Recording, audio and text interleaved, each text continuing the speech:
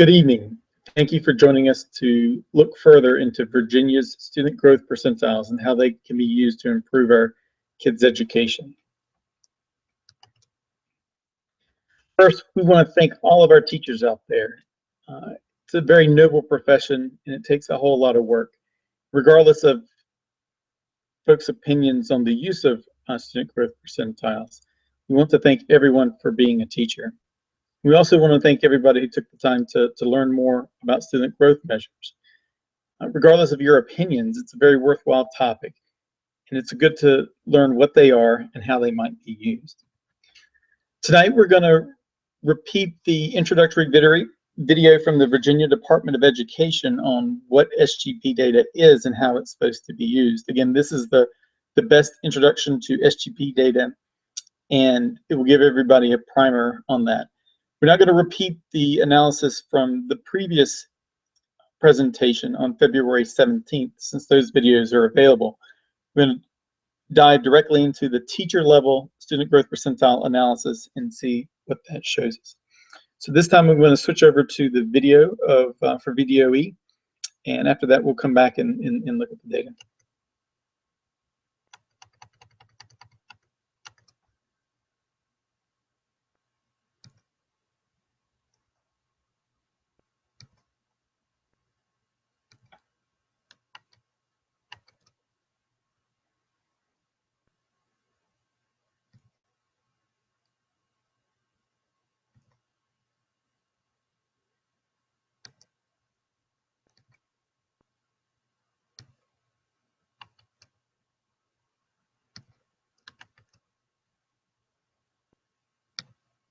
Virginia students, parents, and educators may be hearing a new term used in their schools: student growth percentile. Not exactly something you'd hear in everyday conversation. Let's see if we can explain. In simplest terms, a student growth percentile expresses the progress a student has made relative to the progress of students with similar achievement on previous reading and mathematics standards of learning tests. So how does it all work? Let's take a look.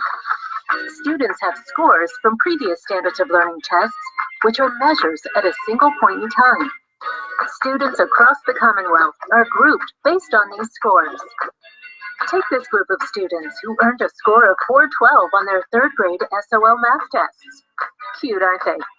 When these students become fourth graders and take their fourth grade SOLs, they'll earn new scores. Comparing these scores, it's possible to determine the amount of growth each student in this group has achieved. Let's take a closer look. Student A demonstrated higher growth than 92% of students with a similar score history across the state. Student D demonstrated low growth, but still showed more growth than 15% of students in this group. These percentages are student growth percentiles. Based on their student growth percentile, you'll be able to determine if students are demonstrating low, moderate, or high growth. Pretty simple, right? Many students will receive student growth percentiles in reading and mathematics. The student growth percentile provides students, parents, and educators with a measure indicating the amount of growth a student has made from one year to the next. To find out more about student growth percentiles, visit the Virginia Department of Education's website.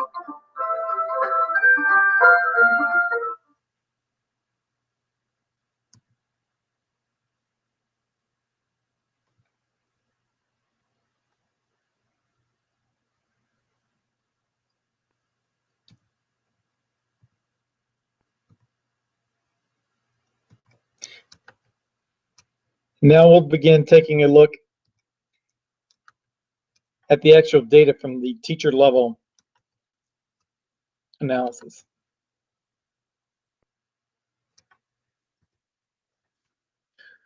First, let's take a look at the importance of growth scores. Research shows that teachers who are one standard deviation above the median increase lifetime earnings of his or her class by $250,000 every single year that they teach. That was conducted by Professors Chetty, Ruckoff, and Friedman of Harvard and Columbia. The research also shows that teachers in the top 5% of the rankings increase lifetime earnings of each child in her class by $50,000 every year that they teach. Research from Professor Hanushek has shown that one standard deviation increase in numeracy skills will increase the prime year's earnings by 28%. This is another reason why we want to focus on STEM teachers, and we'll get that, take another look at that once we get into the data. And finally, even though a lot of the No Child Left Behind rewrite is focused on the disadvantaged kids, the kids at the top from well-educated backgrounds are not doing very well either. In the United States, if you look at the advanced proficiency rates in mathematics on international tests like the PISA, the United States ranks in 28th place out of OECD out of 34 countries. And even if you look at the affluent families, they still rank near the bottom in 28th place as well. So there's a lot of room for improvement. We really need to make data-driven decisions by looking at the data and seeing how we can improve. First, I'd like to make a bunch of disclaimers again about the data that we received from VDOE. Again, this is a new set of data. It only included the students who were tested. If the students weren't tested, it's not included. Personally identifiable student information has been redacted, and classrooms with fewer than 10 students taking a test have been removed. In this case, we received teacher-level anonymous IDs, so we do not have data at the school level. We only have it at the district. The reason for that is if there were only 3 teachers in a school, based on the ongoing lawsuits, VDOE was unwilling to give us data at the school level, since we, with fewer than 10 teachers, we may be able to identify that teacher. Original and the retest are included. However, none of the data in this analysis include any retest scores. And 4 is irrelevant due to the school being deleted. But these are the disclaimers from the previous analysis as well. And if the student was retested in one other school, from one school, and then retested in another school, that data was suppressed as well. Finally, the SOL and the SGP rankings were generated by establishing minimum number of test scores. So for example, per VDOE guidance, we typically would use a minimum of 40 scores over 2 years for teachers. Sometimes for a single year, we used a minimum of 20 scores. As you recall from the previous analysis, for schools, we would typically do a minimum of 100, districts 1,500. Median scores are used to determine rankings. Therefore, outlier on the high end or low end is not going to affect the ranking. And the median of overall VDOE SGP scores is not 50%. Again, we have to look into the algorithm, but there's a bias. So the median math SGP is 48. Median reading SGP is 44. This doesn't affect any of our rankings because we're not comparing it 50%. We're simply comparing the teachers to each other. And the teacher IDs are anonymous identifiers, which cannot be used to identify any teachers. So our understanding is that a hash was used to a one-way hash to make these irreversible in terms of going back to a license number or any kind of ID number. So let's take a look at the data. As you recall, this slide is the same slide we showed last time. And basically, what we want to show is there's several counties that are doing very well. Fairfax, Prince William, Roanoke, Arlington, all scored in the top the growth percentiles. And a lot of them had very high SOL scores as well. There were some other districts who scored very well in the growth. Manassas City, Roanoke City, and Hampton City all were in the top 15 out of about 40 to 45 districts. So they scored really well, even though their SOL scores were much lower than average and much lower than the other high-ranking districts, so between 419 and 430. And finally, one of the higher scoring districts in the SOL, York County, had a very low student growth percentile rank of 37. That was out of about 43 districts. And as you can see, its SOL ranking is a lot higher than its SGP. So this is the case where you can have an affluent county who's actually underachieving. Our understanding is York may be turning around as they have a new superintendent this year. Let's put that on a scatter plot so we can see how these stack up. In the top right, we like to call these the finest, or the top performers. So Fairfax and Roanoke County are high in their performance. They're reading SOL scores, so they're very far to the right, but they're also very high on the graph, which means they're achieving growth and they're performing well.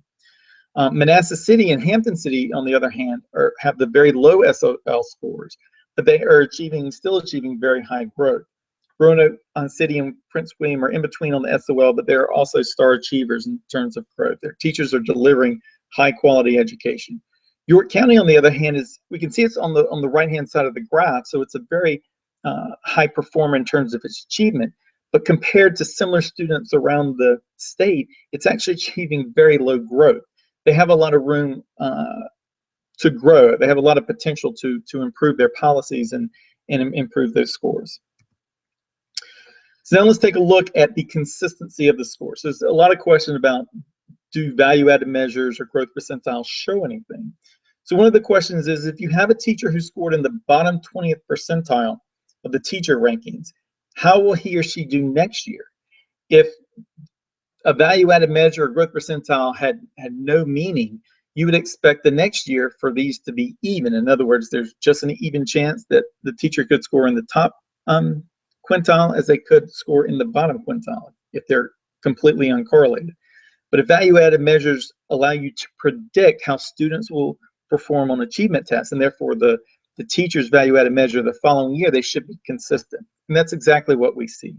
So for teachers who scored in the bottom 20%, the majority of them also scored in the bottom 20% the following year. So here we have the numbers for the math highlighted, and the first quintile has 54% the following year.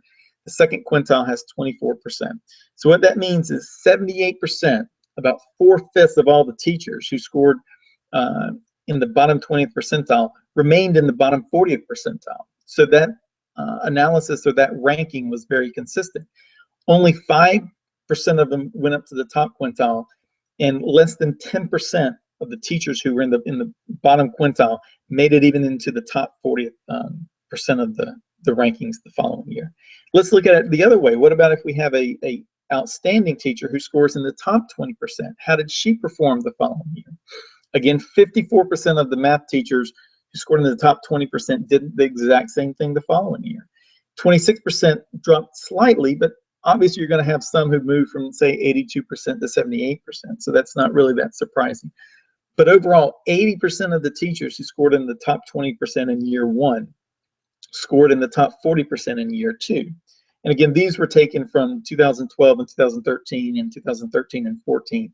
Even though the teacher ID is anonymous, it's the same across years, so we can compare this data. So basically what this says is extremely reliable. In fact, if you're a top teacher, there's only a 3.6% chance that you will drop from that top quintile down to the bottom 40%.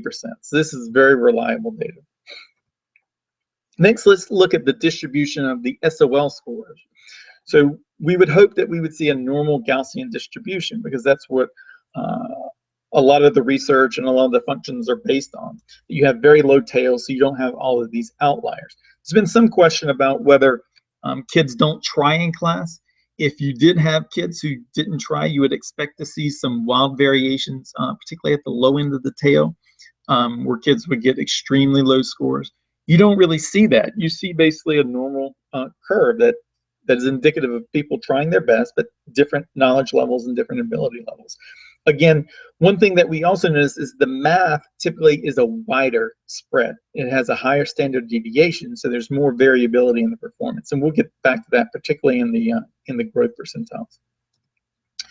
Next, we're going to look at the distribution of the student growth percentile scores. So again, this is the frequency of the teachers whose median SGP scores were in this group. And if you see, the math is very spread out. In other words, you have some teachers with extremely high median SGP scores. If your median SGP score in your class is 80 or 85%, you are practically walking on water. You're doing miracles, right? Because that means the middle kid in your class is getting that growth score compared to the other kids. On the contrary, if your median growth score is 10, 15, 20%, then your kids are learning much less than similar kids around the state, and that's horrible. If you notice, for the reading, everything is more concentrated in the middle. So the benefit to having a great reading teacher is still there, but it's not that strong. And on the flip side, the negative consequences to having a bad reading teacher are not that bad. You may go down to the 35th percentile, but you probably are not going to drop down to the 15th. That is not the case in math. In math, if you have a great teacher, you're going to move way up the chart. If you have a bad teacher, there's going to be serious consequences. So one of the policies that we need to consider is, should we take our most effective teachers and make sure they're in math?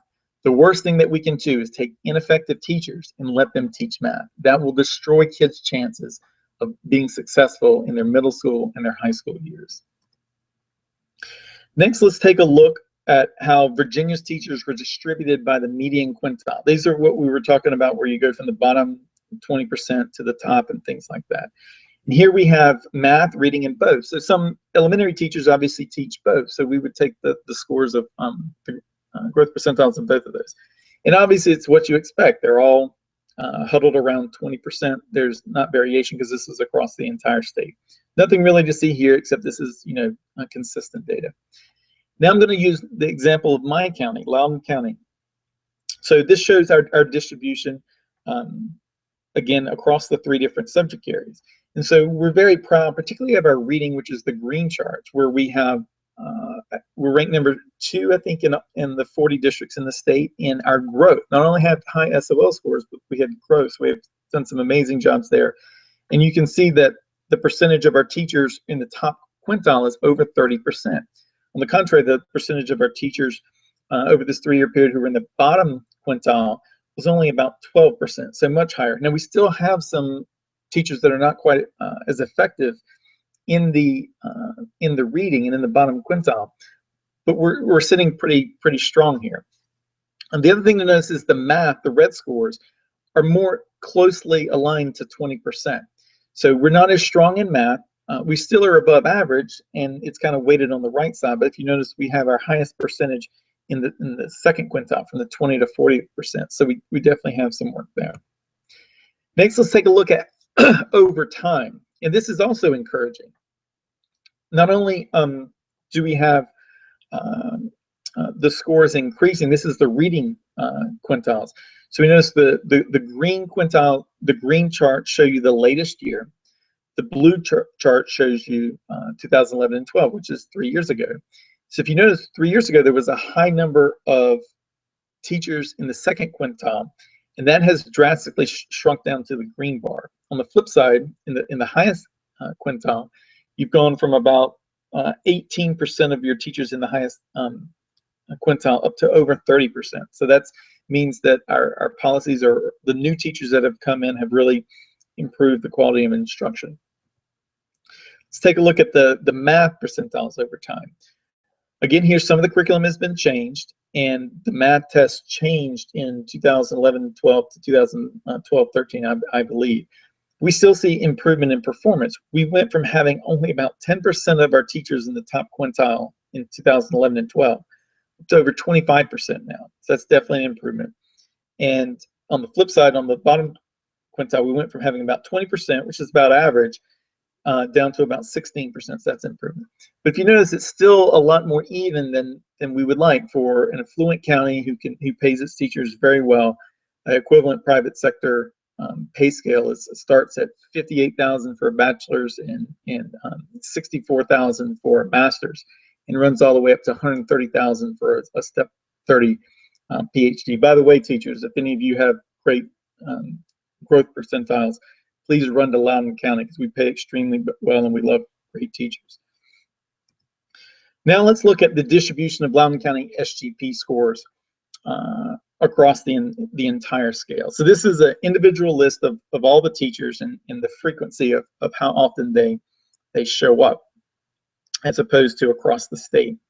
So if you'll notice on the on the reading, again, it's much more concentrated. We have a very high percentage at around the 55th percentile. But once we get past the 65th or 35th, the tails drop off very sharply. On the math, on the other hand, it never really gets above 12% for any individual grouping of 5 student growth percentiles. And you have these tails out to the right and to the left. So obviously from the 75th, 80th, 85th, and 90th percentile, we've got some amazing teachers who are teaching math. Excuse me. On the flip side, we have some teachers who are teaching 25th, 20th, and 15th percentiles who are basically just not effective. And those are the teachers we'd like to help them get professional development, or help them maybe find a different course that they can teach. So our kids are provided with a solid base as they go into high school.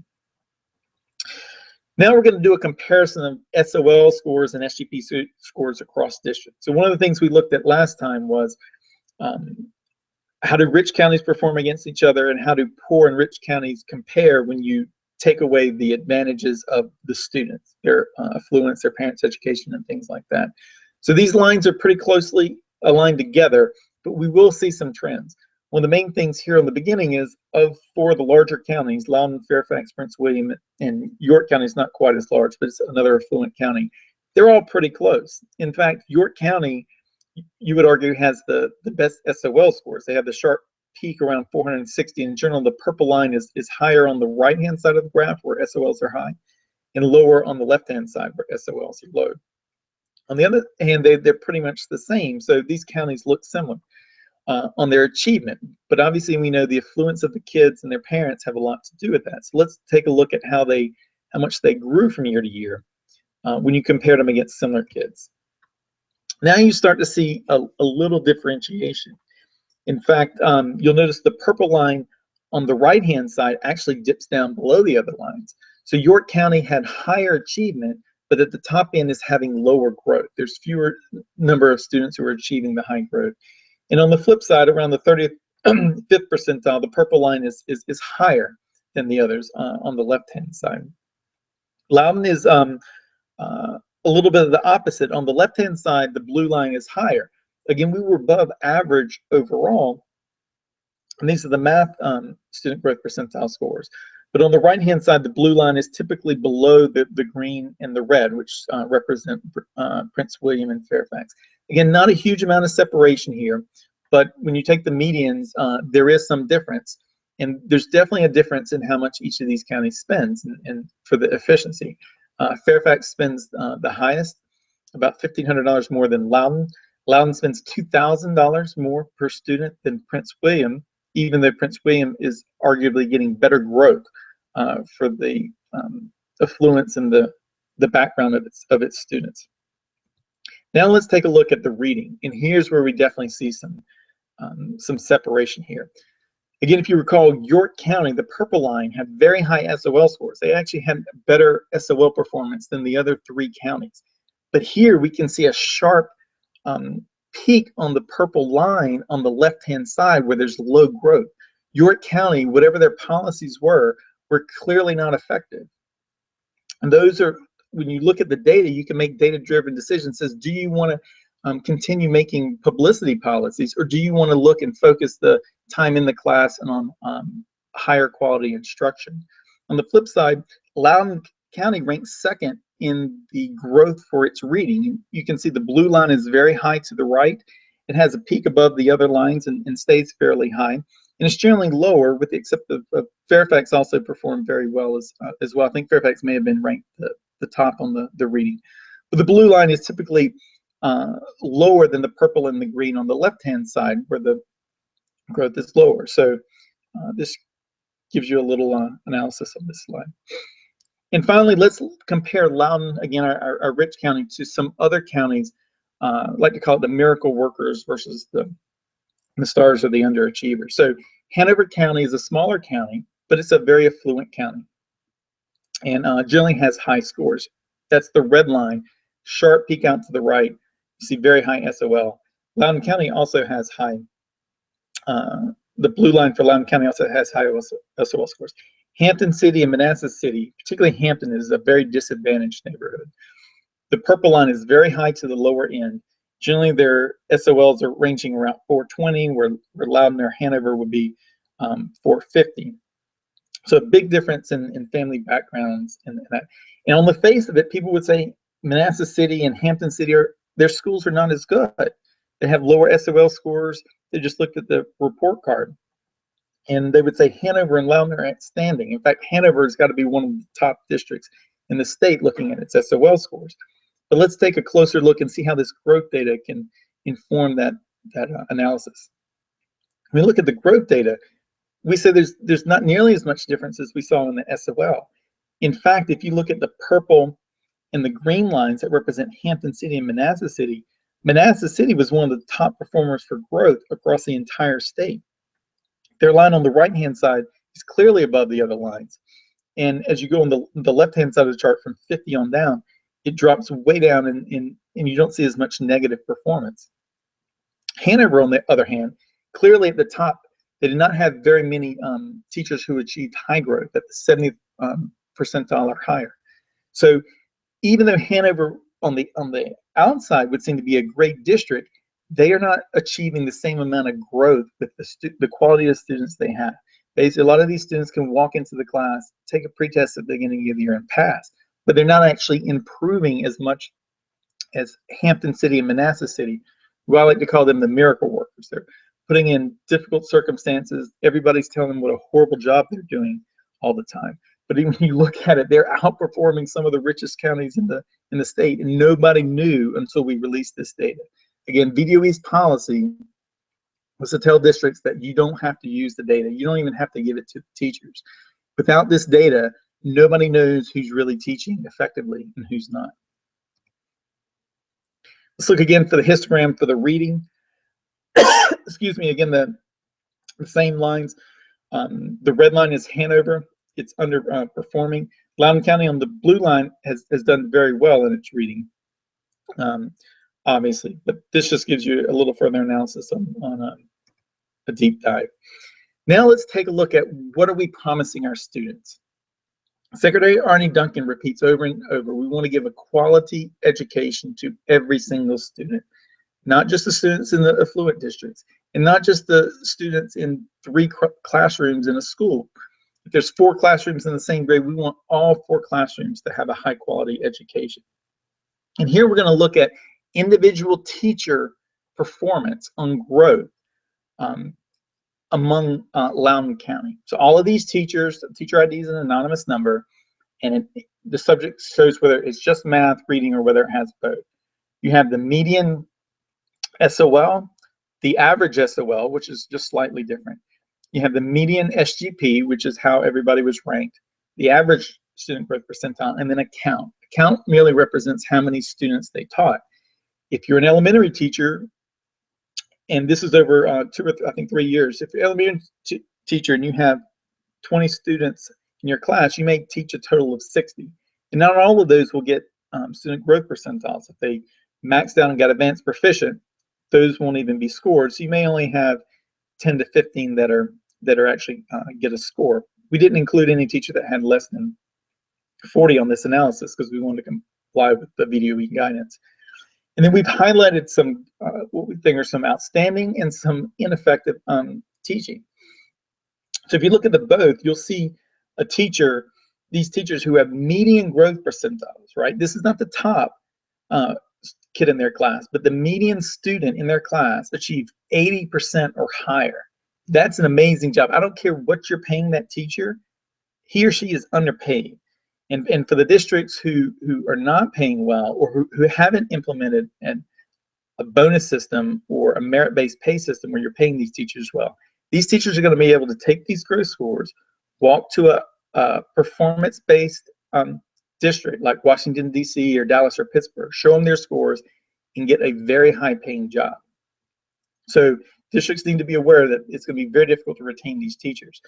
And if you notice, we took different samples. So some had an average SOL of 491, which is amazingly high. Another one had a SOL average of 410. That's near the bottom. So you have some teachers who are teaching disadvantaged kids, others who are teaching very affluent kids, and they're both great teachers. They're both getting high performance. On the flip side, you can see the opposite. We had a teacher who had a 19th median SGP, even though her average SOL was 447, which is a very respectable and good number. From the outside, people would say, that's a great teacher, look at her scores. But when you look at her growth, you're like, that's abysmal. What's going on in that class? Nobody would know without these growth scores. The same thing, you also have a lot of disadvantaged kids with an average SOL of 412 who are getting a bad deal. As we scroll down, one of the impressive things is to look at some of the ones who did an amazing job with a large number of students. So if we look at the reading 78740, this teacher had 186 students and scored a 71.5 on her median SGP. Again, reading there's a smaller range, so you can get 80s in math and things like that, but generally a 71.5 will be at the tops in reading. 186 kids, all taught them amazingly well. So again, he or she is obviously getting underpaid. On the flip side, you've got a teacher who has, in reading, whose class has an average SOL of 490. That's amazingly high. And she's near the bottom of the barrel. She's scoring a 23.5.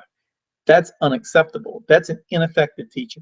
Even though they're teaching affluent kids and they're probably going to get by, she's not adding anything to this class.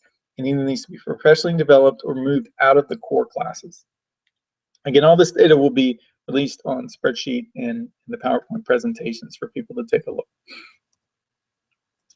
Finally, let's look at how teachers perform back to back. So the question is, a lot of people, are you going to use this data to fire people? Would a district ever do that? And obviously there's a lot of uncertainty. Just because somebody scores at the bottom 20% or even 10% doesn't mean that snapshot in time is an accurate picture. You have to look at these teachers. Do they consistently perform at the top every year in year out? Do they consistently perform at the bottom before you make those decisions? So what this chart measures is, of the teachers who scored, say, in the bottom 50%, how many of them repeated that in the next year and scored in the bottom 50%? And you can see for math and reading, there's different scores. Notice they're different sometimes among at least across the state, it's about the same, but in Loudoun County, the math has a much higher percentage than the reading. So there's more variability in that. What I wanted to bring your attention to today is, for the teachers that scored in the bottom 20th percentile, how many of those, what percentage of the overall teachers scored in there 2 years in a row? And so that was 7.4% of the teachers, or 13 total teachers of the math teachers scored in the bottom 20% 2 years in a row. And on the reading, it was only 6. And on the flip side, for teachers who scored in the top quintile 2 years in a row, we can see those for Loudoun County, those were higher than the ones who scored in the bottom at 12, 11, and 12.4. And the number of teachers was 21, 62, and 29. So that adds up to over 100 teachers who are most likely being underpaid, particularly if they're only like a 5th-year teacher and they hardly haven't received any raises. If you have a step 28 teacher who's making twice as much, even though they don't have a high score, we have to ask as a society, is that fair? And are we going to pay teachers based on their professional knowledge and their capabilities? We're going to pay it based on a seniority system, as in the good old days. Across Virginia, you can see the scores as well. One of the things to note in Loudoun is very close in the teachers who performed in the bottom 20% 2 years in a row at 7.4% compared to 8.3% for Virginia. However, in the both category and the reading category, we were much less. So obviously our reading program is a lot stronger, and it's something to take a look at. Finally, we want to go back to, why is this important again?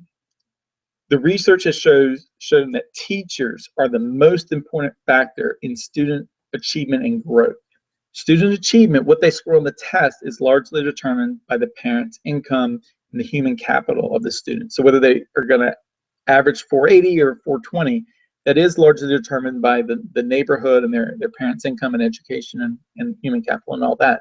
But the growth from year to year, once they come in and in 3rd grade score a 440 or 480, the growth from the 3rd to the 4th or the 4th to the 5th, the single greatest factor is the teacher. And that's why this is important. You have to measure the growth. We're not going to castigate a teacher if their student scores 410 and it comes from a disadvantaged background. But they need to show some improvement, just like the student who scores a 480. As a parent of 2 children in the school districts, I prefer a highly effective teacher, one that has a top 25% value added or SGP score, more than the newest and most advanced facilities. I would rather put them in a trailer if you give me the highly effective teacher than the newest school. Than smaller class sizes. I would rather have a class size of 35 than a class size of 15 if you gave me these teachers. In fact, the study that we showed the University of North Carolina performed, where they looked at all of the different teacher prep academies, whether it's a public North Carolina university or private, or even the Teach for America. The Teach for America's teachers who came straight out of college, most from Ivy League schools, 5 weeks of training, outperformed every single category, even the nationally board certified, the fellowship, even visiting international faculty. In fact, in high school science, they had a coefficient of 0.32. The next highest group who's had a positive coefficient was 0.03. It was a 10 times performance increase, which is equivalent to about 6 months worth of learning from teachers who had come out of elite schools and had 5 weeks of training, no other teaching certificate.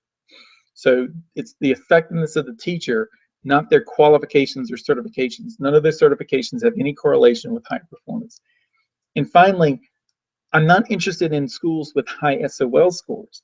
If you have, like York or Hanover, high SOL scores but bad policies and low growth, that's not what you want to see as a parent.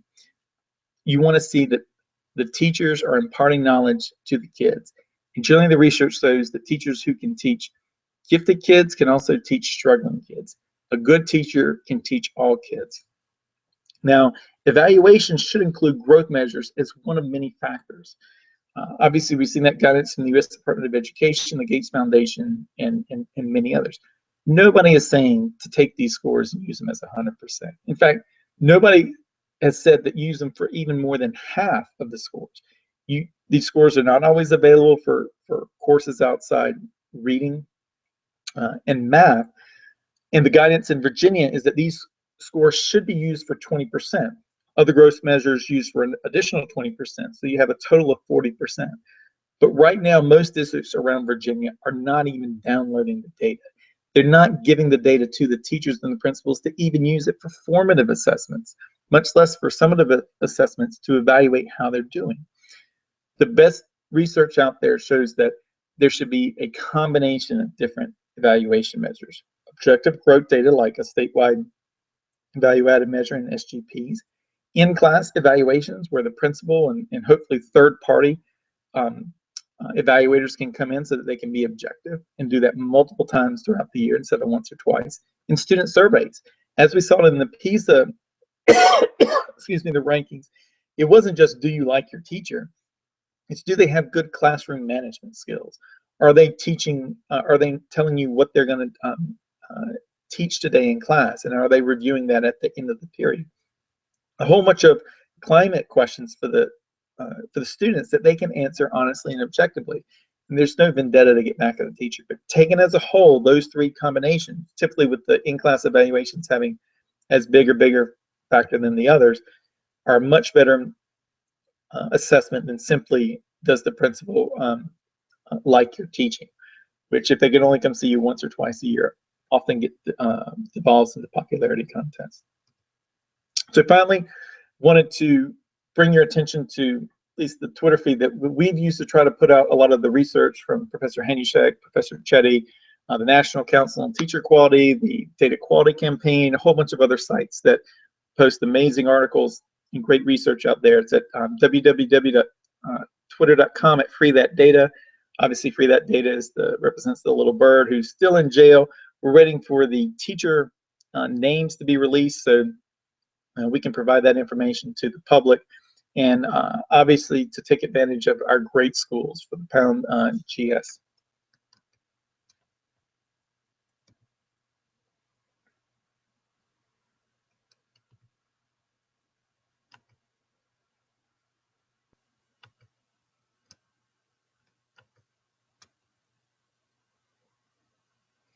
Next, we'll go to the conclusion.